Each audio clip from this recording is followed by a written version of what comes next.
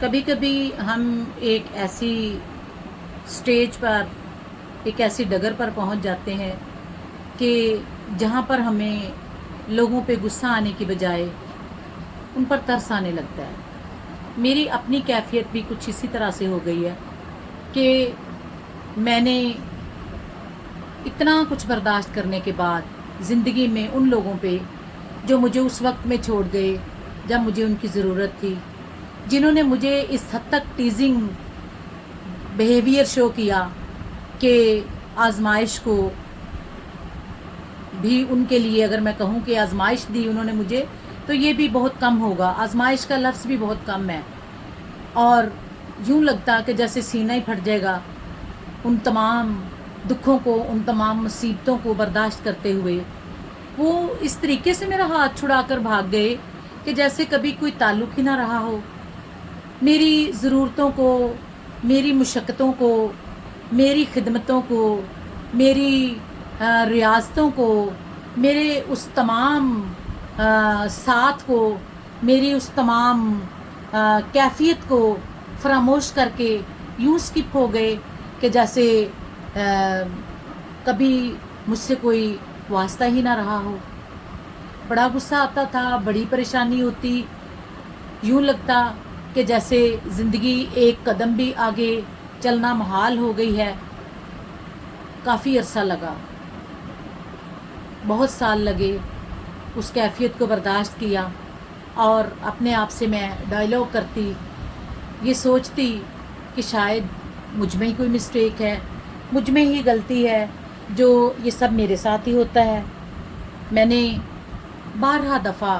تنہائیوں میں رو کر اپنی آنکھوں کا پانی ایسے لوگوں کے لیے ضائع کیا کہ جن کو میرا کوئی خیال ہی نہ تھا، مانا ان کو میری کوئی پرواہ ہی نہیں تھی۔ میں جتنا پیچھے جاتی وہ آگے بھاگتے چلے جاتے، میں تھوڑا اور آگے جاتی وہ اور ہاتھ چھڑا کے آگے بھاگ جاتے۔ موسٹلی یہی کچھ ہوتا رہا، پر پھر خدا نے میری سوچ کا، میرے دل کا، میرے تمام انرجیز کا زاویہ بدل ڈالا، اور اب مجھے ترس آتا ہے ایسے لوگوں پر۔ میرے ساتھ تو جو کچھ ہوا وہ ہونا ہی تھا۔ وہ کوئی ایک شخص جس نے میرے ساتھ ایسا کیا یا زیادہ افراد جنہوں نے ایسا کیا، وہ نہ کرتا تو کوئی اور کرتا۔ میرے ساتھ تو وہ تمام ہونا مقصود تھا یا لکھا تھا میرے نصیب میں، لیکن ترس آتا ہے مجھے کہ اس شخص نے اپنے ساتھ کیا کیا، اپنے ساتھ، اپنی روح کے ساتھ، اپنے جسم کے ساتھ، اپنی ان فیلنگ کے ساتھ کیا کیا کہ اب نہ وہ میرا رہا اور نہ ہی کسی اور کا۔ رشتے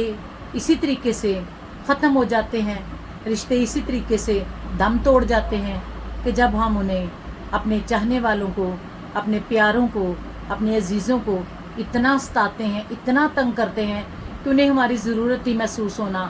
ختم ہو جاتی ہے۔ وہ جس کیفیت میں ہم انہیں مبتلا کر دیتے ہیں، ان کو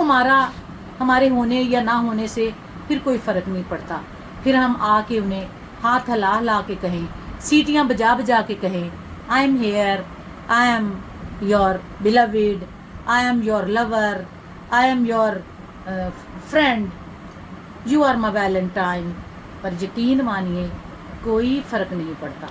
کسی قسم کی کوئی اہمیت محسوس نہیں ہوتی۔ آپ بھی ان لوگوں پہ ترس کھائیں جنہوں نے آپ کو تنگ کیا، اور اپنی ذات کے اندر